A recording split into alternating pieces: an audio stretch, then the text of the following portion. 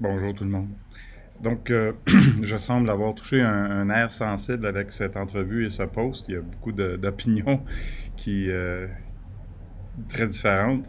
Donc, je voulais donner mon opinion de, comme on dit, de vieux charlieu plein de vinaigre. Euh, oui et non. Premièrement, moi, je pense qu'il y a trois aspects là-dedans. Il y a l'aspect, évidemment, technologie, cybersécurité, si on veut. Il y a l'aspect légal que les avocats doivent adresser. Puis en haut de tout ça, quelque part, ben, il y a l'entrepreneur. Hein? Il y a l'entreprise qui doit décider qu'elle va prendre ça en main et le faire. Une des premières choses que je trouve un peu déplorable, c'est que ça prend quelque chose comme la loi 25 pour augmenter la sensibilisation aux entreprises qu'il faut s'occuper de la cybersécurité. Ça devrait même pas, on devrait même pas avoir besoin de quelque chose comme ça. On devrait prendre ça au sérieux en partant, mais bon, on sait que les gens le font pas, les entreprises le font pas. C'est malheureux, ça devrait peut-être être enseigné dans les cours d'MBA. Je ne sais pas qu'est-ce qu'il faut faire pour que les entrepreneurs qui se lancent en affaires comprennent qu'ils peuvent tellement facilement tout perdre à cause d'une cyberattaque et que ça devrait faire partie des enjeux de base. Comme la comptabilité, on n'a pas le choix. Hein? La comptabilité, il faut s'en occuper, sinon Revenu Québec, Revenu Canada cogne aux portes. Malheureusement, il n'y a personne par la Commission d'accès à l'information, on espère, qui va venir cogner aux portes parce qu'on ne s'est pas occupé de la cybersécurité. Mais je maintiens que il y a plusieurs points que je vais adresser. Exemple, Cathy Landry qui dit que c'est intéressant. La seule bémol, c'est que la loi stipule clairement que les organisations doivent choisir des technologies offrant le plus haut niveau de sécurité possible. Bon, OK. Mais à date, j'ai rien vu. Bon, peut-être ça dit qu'il faut choisir des technologies adéquates, mais j'ai rien vu qui dit ça prend un pare-feu, ça prend un gestionnaire de mots de passe, ça prend, bref, l'authentification multifacteur. J'ai rien vu de ça là, dans tous les documents que j'ai vus à propos de la loi 25. Il n'y a aucune recommandation. On s'entend, la loi 25, c'est pas un cadre de cybersécurité. Hein? Ça dit, ouais, il faut que tu protèges tes données, ils sont informatisés, ça veut dire que par la bande, il faut que tu t'occupes de ta cybersécurité. J'ai jamais rien vu d'autre là, de plus concret que ça au niveau de cybersécurité depuis les 3 dernières années dans tous les documents. Je dois dire que je suis d'accord avec Steve, hein, Steve, mon ami Steve Waterhouse, qui dit que la CAI a failli sa mission à préparer la population. Ouais, ça, je peux pas dire autrement, honnêtement. Je sais qu'ils ont publié des documents là, pour aider à comprendre c'est quoi le consentement, c'est quoi l'évaluation des facteurs de la vie privée, toutes ces choses-là. Je les ai lus, sont pas je pense qu'ils ont été écrits assez clairement. C'est plate à lire, là, c'est rien d'extraordinaire à lire, mais ils sont assez clairs. Mais il y a un autre point, là, c'est Stéphane qui dit qu'il espère que mon commentaire, que seuls les avocats, c'est des experts en loi 25, c'est une joke, mais sinon, qu'est-ce qu'on fait à parler à des experts en cybersécurité? En cybersécurité. C'est exactement le point que je faisais. Les informaticiens, les gens en cybersécurité sont pas des avocats. Hein? Moi, là, je ne dirais, je prendrais jamais la responsabilité de dire à une entreprise, regarde, là, tu es conforme à la loi 25, on a mis du MFA, on a mis un bon parfait, on fait tes mises à jour. Je dirais jamais à une entreprise qui sont conformes. C'est une loi. Et seuls les avocats comprennent la loi. Parce que la loi, là, c'est jamais noir et blanc. Il y a trop de zones grises.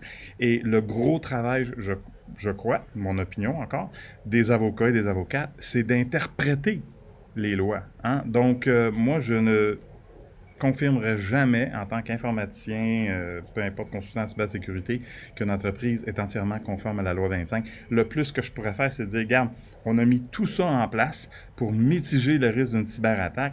Je pense qu'à ce point-ci, là, il y a des bonnes chances que tu puisses mitiger, que tu puisses, comment on va dire, empêcher une cyberattaque ou fuite de données, mais c'est jamais à 100%. Là. Je le dis à tous mes clients, on ne sera jamais protégé à 100%. Et peut-être une de ces choses-là, c'est des choses que Steve et moi et d'autres dans la communauté, on parle souvent. Euh, Pourquoi pas adopter un cadre de cybersécurité? Hein? Puis on parle toujours de cybersécurité au Canada. Pour les PME, je trouve que c'est génial. J'en ai déjà assez parlé, mais je veux juste le répéter. Là. Ça, c'est un cadre de cybersécurité avec des bonnes pratiques à mettre en place, des contrôles. Et puis là, un avocat va regarder, dire ça, dire, regarde, les autres, ils ont fait tout ça au niveau de cybersécurité. Ils ont défini tout, ils ont rempli là, toutes comment on pourrait dire, là, les demandes de la loi 25, ils adressent ça très bien. Donc, en tant qu'avocat, moi, je peux dire que, ouais, il n'y a pas grand chance que la CAI pourrait revenir contre nous autres. Robert Pépin qui dit qu'on voit plusieurs firmes TI qui offrent des services d'accompagnement au niveau de de loi 25, alors je le répète, moi je pense pas que c'est nous qui sommes les experts en loi 25. Oui, on peut aider là, avec la mettre en place la technologie, mais encore là, oui, il faut une coopération entre le légal, la technologie et l'entreprise. Il faut que ça commence par l'entreprise. J'ai vu des choses cette année. Je fais beaucoup d'évaluations de posture de cybersécurité, là, ce qu'on appelle en anglais des vulnerability assessments. Je sais qu'on a tendance à appeler ça des audits, mais... Et des fois, je vois des choses qui me font saigner les yeux. Hein? Je rentre dans les systèmes Microsoft 365 des clients ou je regarde leur réseau et puis ils font affaire avec des firmes de services TI qui se disent experts en cybersécurité. Et là, j'ai les yeux qui saignent à voir le manque de contrôle puis de configuration qui sont mis en place. Écoutez, j'ai fait une évaluation pour un client plus tôt cette année.